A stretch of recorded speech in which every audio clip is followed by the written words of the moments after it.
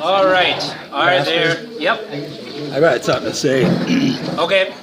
We have an announcement. Well, in my opinion, I think the adults need to quit visiting while the children are trying to have their opening service. It was so loud today, I couldn't even hear the children. If you want to visit, let's visit upstairs, but in respect to Pastor and the children, let's quit the visiting while they're trying to have their opening, please. Thank you. Sorry. Nope. That's good. All right. Are there any questions before we get going?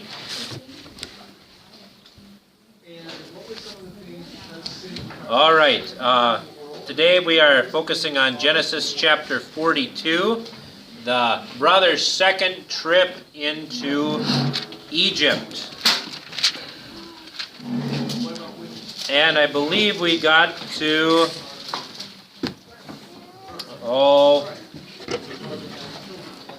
this is the first trip into Egypt. Or are we on 43? 43. I'm sorry. 43. Okay. And we see this time that they take Benjamin with them. Because otherwise Joseph will not see their face again. All right, so this is different than what it was the first time. Remember, the first time was one of hostility. This time it's going to be very different. All right, let's read verses 15 through 18.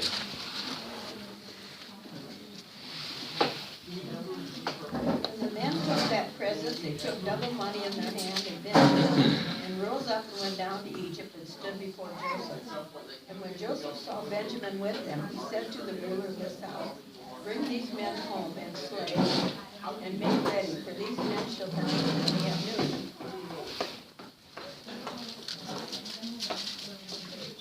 And the men did as Joseph bade, and the men brought the men into Joseph's house. And the men were afraid because they were brought into Joseph's house. And they said, "Because of the money that was returned in our sacks, and the first fight that we brought in, he may seize occasion against us, and fall upon us and take us for bondmen and our asses." All right. Here we see that they are coming back. They're going down to Egypt. And Joseph, he sees Benjamin. And what does he do? Yeah, what kind of a meal? Yeah, this is a party, right? He's going to throw a party for him. And that's pretty, especially in a time of famine, that's a pretty big deal, right? It'd be like some of you guys who lived through World War II, you didn't have sugar, right?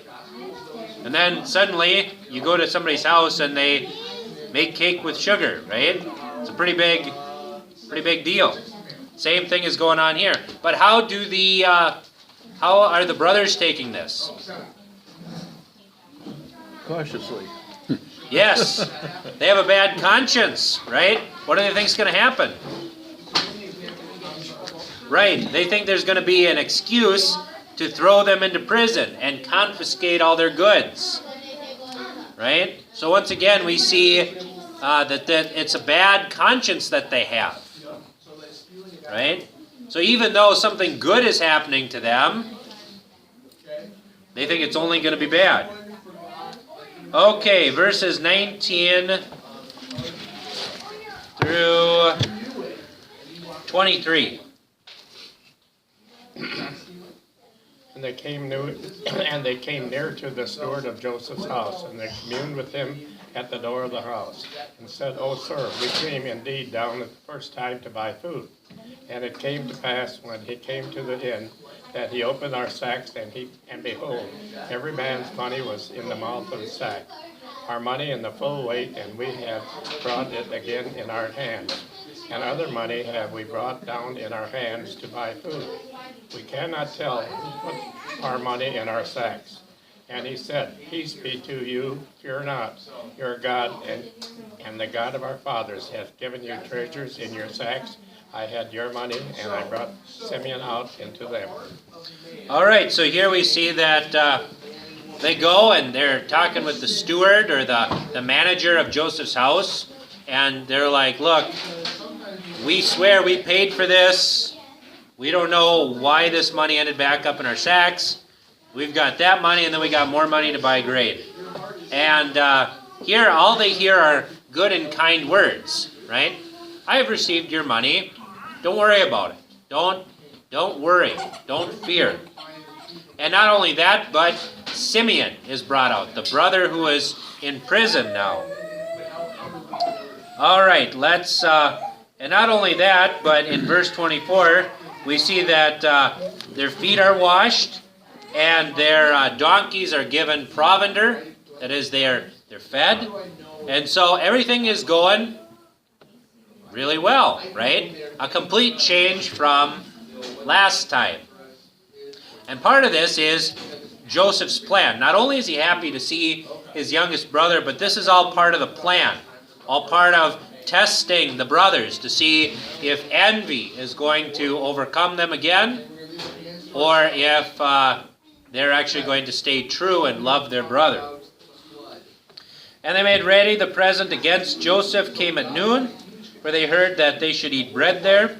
And when Joseph came home, he brought him the present which was in their hand into the house, and bowed themselves to him to the earth. And he asked them of their welfare, and said, Is your father well, the old man of whom ye spake? Is he yet alive?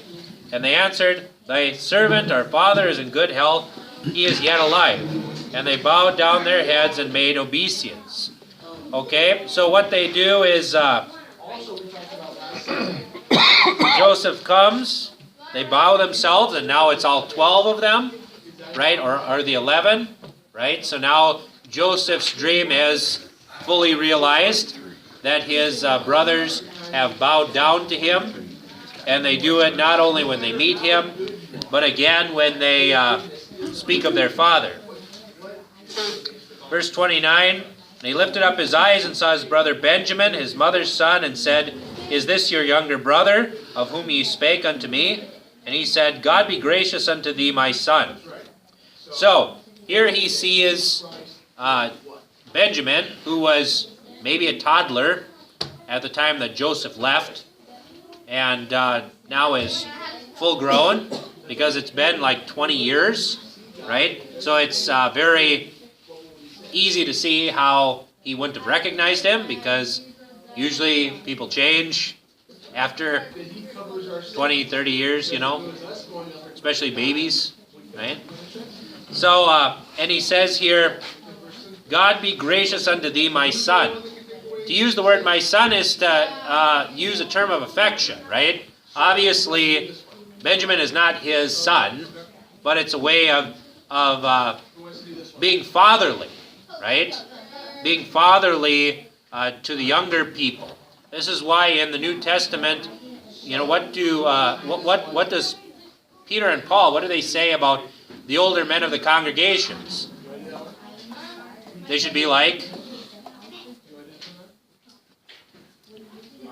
fathers, right? They should be like fathers. What does it mean to be a father? What do fathers do? Well, they teach, they protect, they guide, they defend. That's what fathers do. Those are the qualities of good fathers. And how are all the older women of the congregation supposed to be? Like mothers. What do mothers do? Mothers also teach, guide, right? But theirs is not so much protecting and defending as it is nurturing, right? That's what mothers do, right? That's the thing. You don't have to have children in order to be a mother. Remember, Deborah, who was Rebecca's nurse, right? She goes and she joins Jacob, right? She didn't have any kids of her own, but what did she do? She helped raise the kids of Jacob. And when she dies, what happens? She's buried with great honor. And there's much weeping for her because of who she was. She was a mother to all those children. And this is where she's the first Deborah.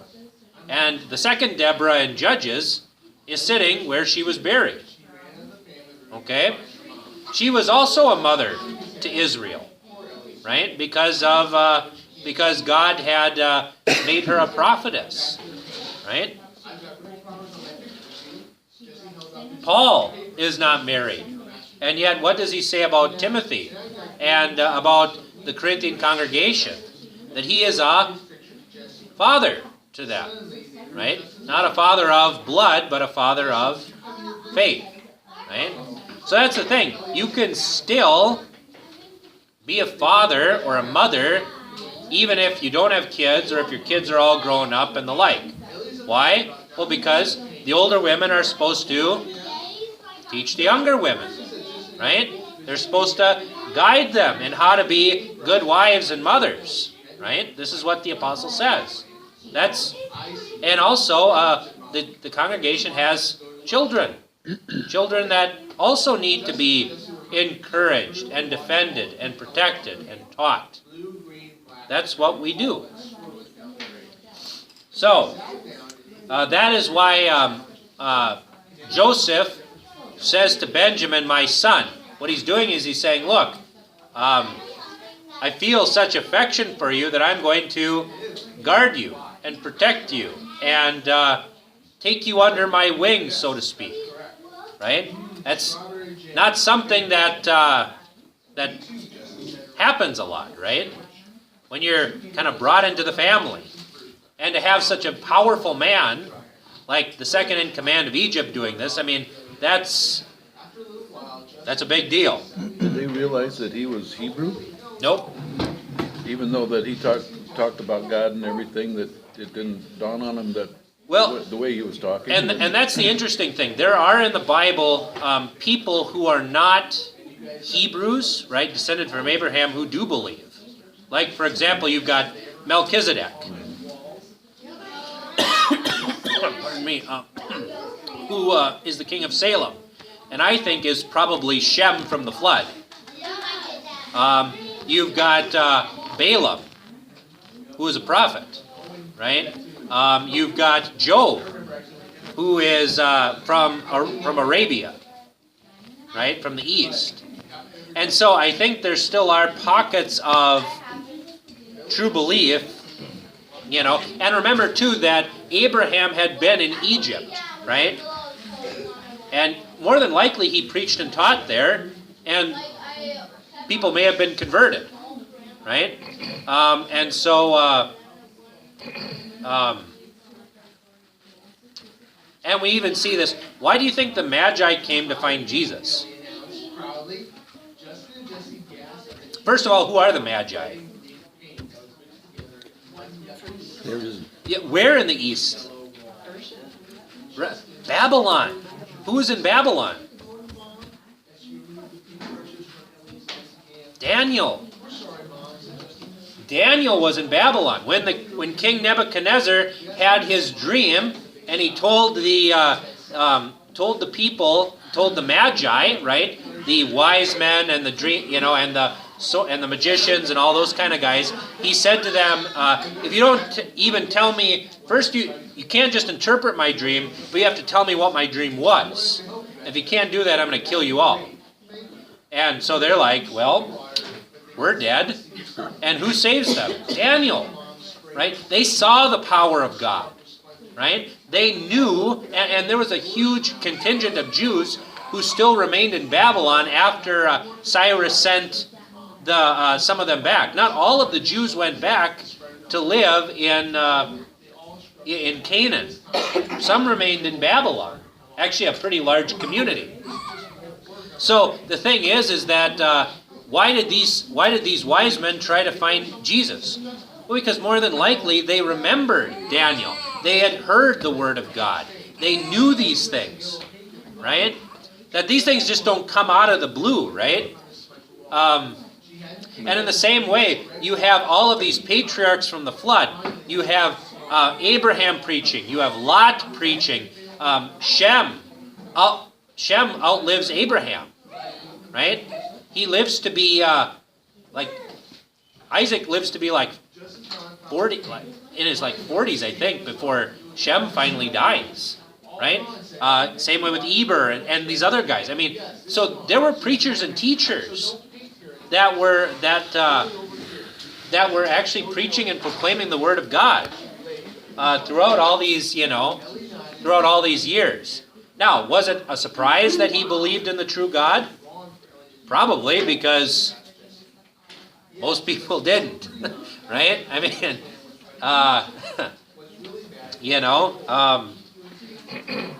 but nevertheless, I'm sure it did shock them, right? But because just as whenever you meet someone who believes, right, it's a glorious thing, because most people don't, and that's why the gospel needs to keep being proclaimed and taught and the like, because there are a lot of people who don't believe. So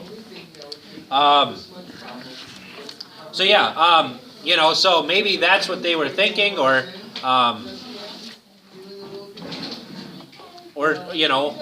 because they also still had the messianic promise, right?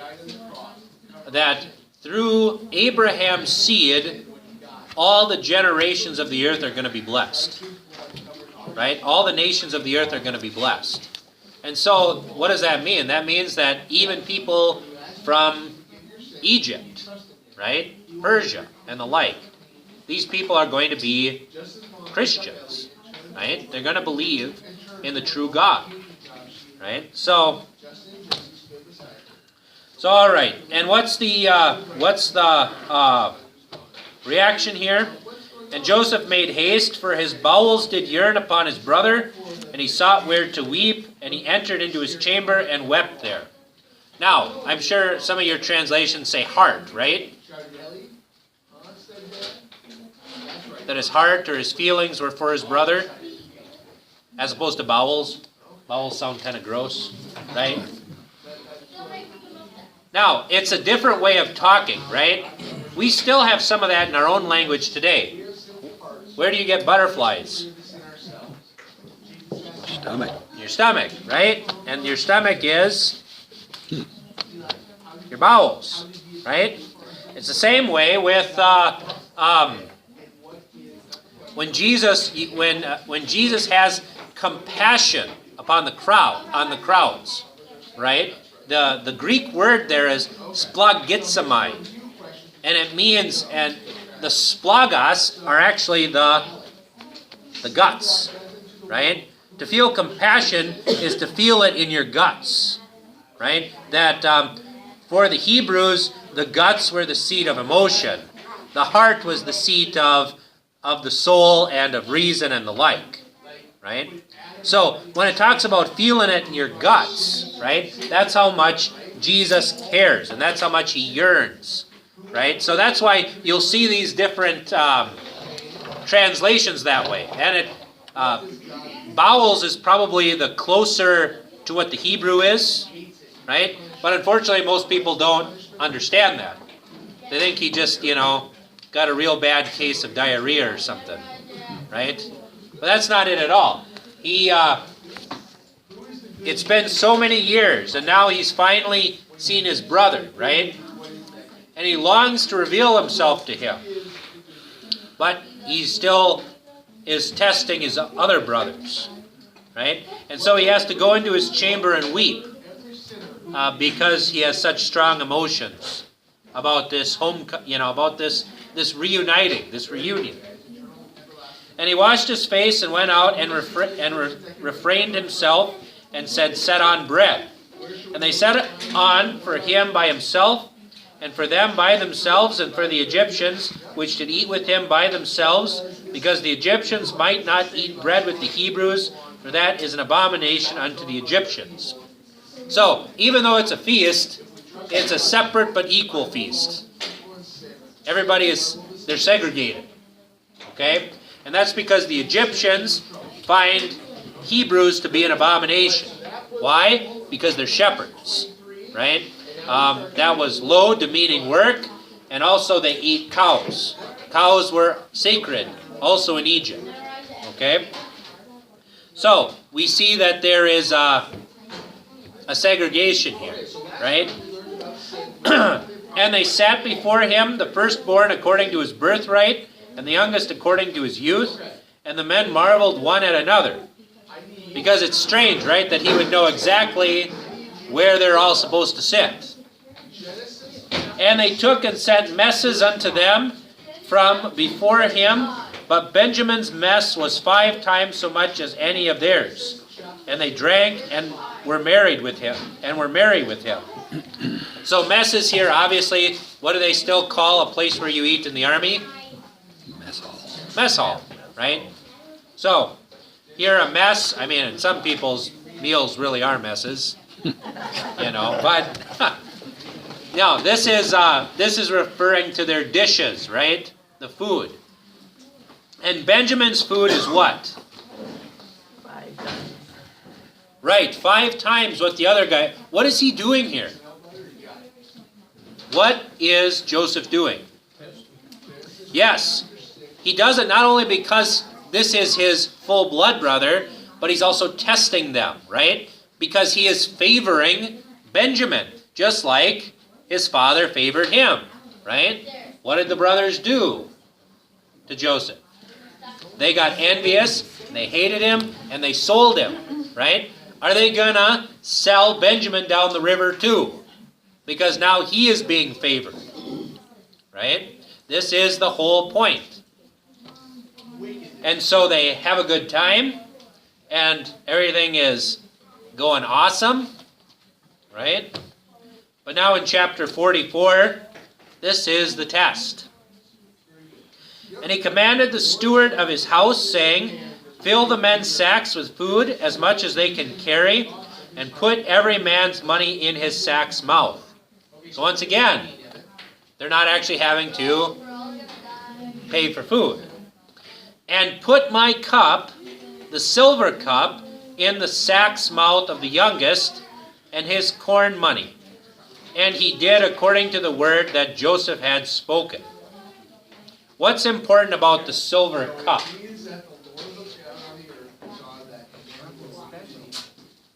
It is. It's a very special cup. Not only is it valuable because it's made out of silver, but it was also, the Egyptians believed that that their priests and magicians would divine the future from the cup. Okay? So it's also not just a valuable deal, but it'd be like, it's like Indiana Jones, right? They don't just come after you because you stole gold. They come after you because you stole a golden idol, right? So there was a religious significance to this cup, right? And now, did Joseph use it for divination? Probably not. But he was probably expected to have it, right? As being in Egyptian culture. And so he's using it as a pretext to see what happens to, whether the brothers are going to abandon Benjamin to his fate. As soon as the morning was light, the men were sent away, they and their asses. And when they were gone out of the city, and not yet far off, Joseph said unto his steward, Up, follow after the men, and when thou dost overtake them, say unto them, Wherefore have ye rewarded evil for good? Is not this it in which my Lord drinketh, and whereby indeed he divineth? Ye have done evil in so doing. Right? So here, the scriptures say that the cup was not only for drinking, but also for divining the future. Okay? Not that Joseph did that, right? Because that would be against the second commandment, right? But, so, that's what's happening. And he took them and spake unto them these same words, And they said unto him, Wherefore saith my Lord these words? God forbid that thy servant should do according to this thing. Behold, the money which we found in our sacks' mouths we brought again unto thee out of the land of Canaan. How then should we steal out of thy Lord's house silver or gold? With whomever of thy servants it be found, both let him die, and we also will be my Lord's bondsmen. Right? They are so certain that they're innocent. They're like, okay, you find this, you can kill that guy, and we'll all be your slaves. That's how, that's how serious, that's how certain they are that they're innocent. And he said, Now also let it be according to unto your words. He with whom it is found shall be my servant, and ye shall be blameless. So the steward's like, no. The guy who committed the deed, he'll be punished. The rest of you guys can go home. Then they speedily took down every man's sack to the ground, and opened every man his sack. So this happens far away from town, right? Sometimes you'll see movies where they're all brought back to Joseph, and then they dramatically open all their sacks and all that stuff. It's not true. He's actually away. They're actually outside of the city a little ways. And he searched and began at the eldest and left at the youngest, and the cup was found in Benjamin's sack. Then they rent their clothes, and why do they rend their clothes? Yes, rending your clothes was a sign of mourning, right? We don't do that in our society, but we do something similar. What do you wear when you're in mourning? Black. That comes from Victorian times. What do the Japanese wear when they're in mourning? White. So they don't wear white at their weddings. So because white for them is the color of mourning. So as you can see, different cultures, deal with mourning in different ways, but there are like physical manifestations, right? If you are in mourning, there are things that you do, right? And this is why God says, and sometimes too, that can just be for show, right? Because what does God say through the prophet Joel, right? Rend your hearts and not your garments, right? That's not to say that, the rending of your clothes is not a good thing, right? But if it doesn't come from the heart, then it's worse than useless. That's why Jesus says, when you fast, don't disfigure your face and look sad, right? But wash your face, right? The bodily preparation of fasting is not a bad thing. What's bad is when you just do the outward thing, but it has no effect inward, right? The two have to go together, the heart and the actions. So, and laded every man his ass and returned to the city. So they all go back. 14, and Judah and his brothers came to Joseph's house, for he was yet there, and they fell before him on the ground. It's interesting, because who is listed first? Judah. And remember, Judah is not the oldest brother. He is the fourth, right? But it shows that he is the head of the family. He is the one who is in charge, because he is the one who is going to get the messianic promise. So, and it's just the same way with who is always listed first in the line of the apostles? Peter, right? Aren't they all equal? Yeah, they're all equal. But Peter was naturally the leader, right? So, Judah is the leader here, and it's going to be very, very interesting because he here becomes a type of Christ. He's willing to give himself up, to give himself into slavery in order to save his brother. And Joseph said unto them, What deed is this that ye have done? Wot ye not that such a man as I can certainly divine? He's like, look, didn't you guys know that I can tell the future and interpret dreams? And thought you could get away with this, huh? And Judah said, What shall we say unto my Lord? What shall we speak? Or how shall we clear ourselves? God hath found out the iniquity of thy servants. Behold, we are my Lord's servants, both we and he also with whom the cup is found. So, Judah's like, yeah, God has found out our iniquity. We're all going to be slaves. And Joseph said, God forbid that I should do so, but the man in whose hand the cup is found, he shall be my servant. And as for you, get you up in peace unto your father. So he's giving him a way out, right? Nah, this guy can be my slave. Rest of you guys can go home. No problems. Then Judah came near unto him and said, O my Lord, let thy servant, I pray thee, speak a word in my Lord's ears, and let not thine anger burn against thy servant, for thou art even as Pharaoh.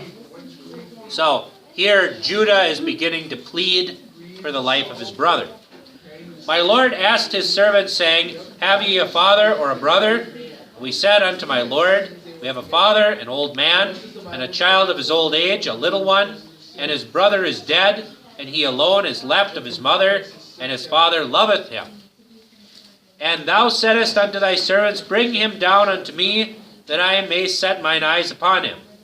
We said unto my Lord, The lad cannot leave his father, for if he should leave his father would die. And thou saidst unto thy servants, Except your youngest brother come down with you, ye shall see my face no more. And it came to pass, when we came up unto thy servant, my father, we told him the words of my Lord. And our father said, Go again and buy us a little food. We said, We cannot go down. Our youngest brother be with us. Then will we go down, for we may not see the man's face, except our youngest brother be with us. And thy servant, my father, said unto us, Ye know that my son bare me 2 sons. The one went out from me, and I said, Surely he is torn in pieces, and I saw him not since. And if you take this one also from me, and mischief befall him, ye shall bring down my gray hairs with sorrow to the grave. Now therefore, when I come to thy servant, my father, and the lad be not with us, seeing that his life is bound up in the lad's life, it shall come to pass, when he seeth that the lad is not with us, that he will die, and thy servant shall bring down the gray hairs of thy servant, our father, with sorrow to the grave.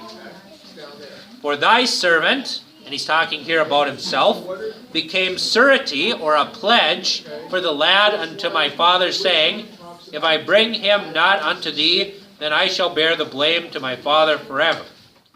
Now therefore, I pray thee, let thy servant abide instead of the lad, a bondman to my Lord, and let the lad go up with his brethren. For how shall I go up to my father, and the lad be not with me, lest peradventure I see the evil that shall come upon my father? What a wonderful confession. What a sign of love for his father and love for his brother. He is willing to put himself into slavery forever in order that his brother be